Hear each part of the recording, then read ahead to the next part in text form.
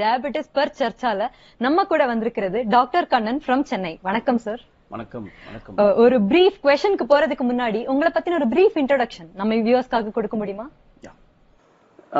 நேயர்களே வணக்கம் எல்லாருக்கும். என்னுடைய பெயர் டாக்டர் கண்ணன். நான் சென்னையில சக்கரவியாதி நிபுணராக பணிபுரிகிறேன்.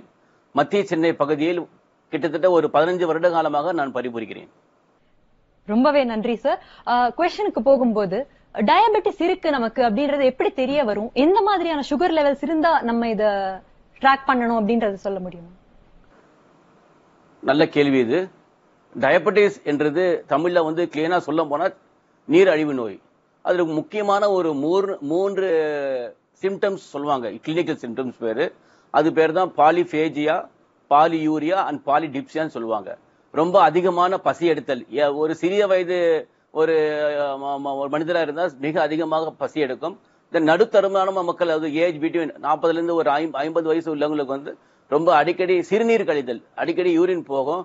தென் பாலிடிப்சியா, தென் தண்ணி அதிகமா தேவை. ஏன்னா ரொம்ப அதிகமான சக்கரை நீர்ல வெளியே போறதுனால அதிகமான தாகங்கள் எடுக்கும். இந்த மூணு தான் முக்கியமான ஒரு சிம்டம்ஸா இருக்கும் சக்கரவியாதி நோய்க்கு.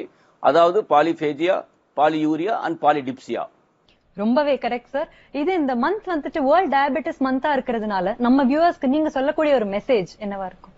நாங்க ஒவ்வொரு வருடமும் நவம்பர் 14ஆம் தேதி சக்கரவியாதி நினைவு நாளாக நாங்க கொண்டாடுறோம். இது எதனால உலகம் ஃபுல்லா இருக்கிற சக்கரவியாதி மனிதர்களுக்கு அது சக்கரவியாதியோட முக்கியத்துவம் என்ன, அந்த காம்ப்ளிகேஷன் எதனால வருது, பிரிவென்ட் பண்றது எந்த ஒரு முறையை கொள்கையை நாங்க பின்பற்றி அந்த மக்களுக்கு கைட் பண்ணி அவேர்னஸ் மெசேஜ் சொல்றோம்.